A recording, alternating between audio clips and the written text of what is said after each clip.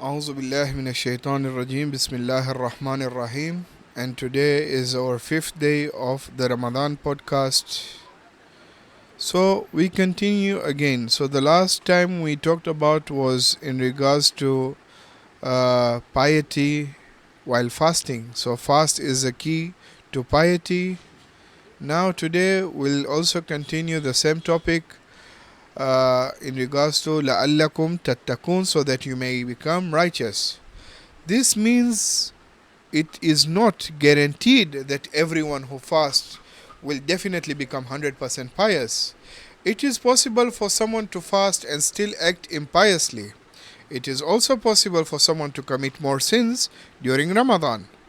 We have had cases where individuals committed sins during Ramadan and their sins were proven and they were brought before Imam Ali.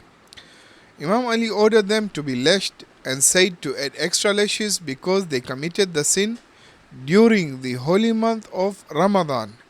The use of la'allakum, so that you may, indicates that there is potential for piety. It is like a warm weather being conditioned for fruits to ripen. Schools, libraries and publications create an environment for children in the area to study. However, it is possible for someone to have a library next to them and still not study.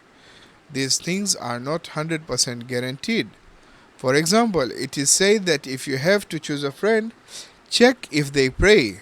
This does not mean that everyone who prays is 100% good. From praying, we can only infer a certain percent, because someone who does not pray disregards the grace of God, and if you befriend them and serve them, they may also disregard your services.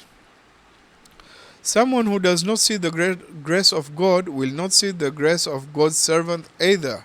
However, on the other hand, someone may see the grace of God, thank Him and pray, but still not see your grace.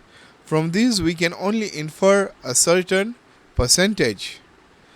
Let us talk about another example. Someone comes to ask for credit. You do not know if the person is trustworthy or not. You ask them, "Sir, who have you done business with before?" They say, "So and so. I used to buy goods from such and such person." You call that person and ask, "Did you have a customer named so and so?" They say, "Yes." You ask, "Did they pay you on time or delay?"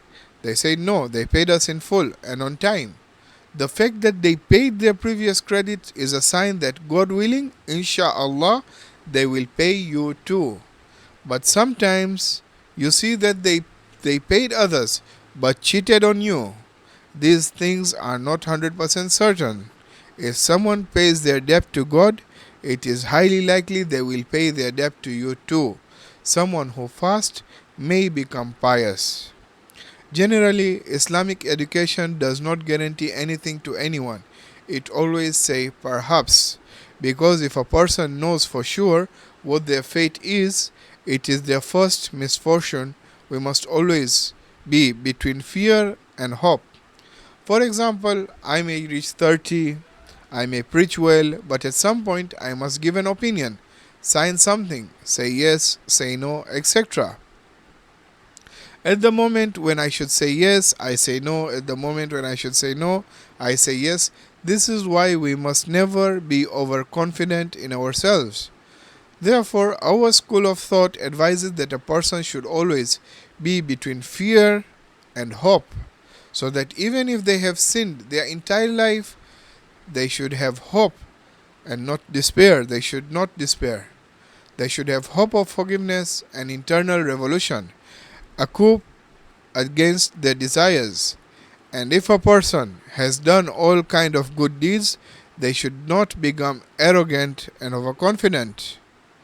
A person must remain between fear and hope until the moment of death. The philosophy of Quranic education is to say, لَعَلَّكُمْ, so that you may. We betray if we give false pride. It is said, if you want to ruin a nation, instill false pride in them. Say, bravo, so it's so firmly that the student thinks they have reached the highest level. Instead, we should say, Barakallah, well done, and I hope you will improve. even more in the future. The hope for being better should always be there. For we are human beings and Allah has given stations for us. And those stations are not limited to what we think, but they only reaches a point where Allah is the giver of these perfections. So the path to perfection must remain open. For example, sometimes a mother tells the child, I don't know anyone better than you. Oh, this is why it is said that if you praise someone to their face, you have betrayed them. If you praise me to the face, I will believe it. Someone who believes like me, if I believe I have reached the highest level, I will no longer strive for improvement. And that's it. Because they will say, I will reach the peak, we must say, لَعَلَّكُمْ, meaning you have not reached it. لَعَلَّكُمْ تَتَّقُونَ. However, I think that I have reached a certain level of piety, it's not there yet. So, لَعَلَّكُمْ, so that you may. So I can still perceive to go more, beyond, above and beyond, to attain piety. The conclusion is that we must be careful not to let anyone become arrogant about their money, their blood, their speeches, their writings, or any group or class about any action. Fasting strengthens piety. Why? Because fasting moderates the instincts of anger and desire. Moderating these two instincts equates to reduction of sins. Wassalamu alaikum wa rahmatullahi wa barakatuh.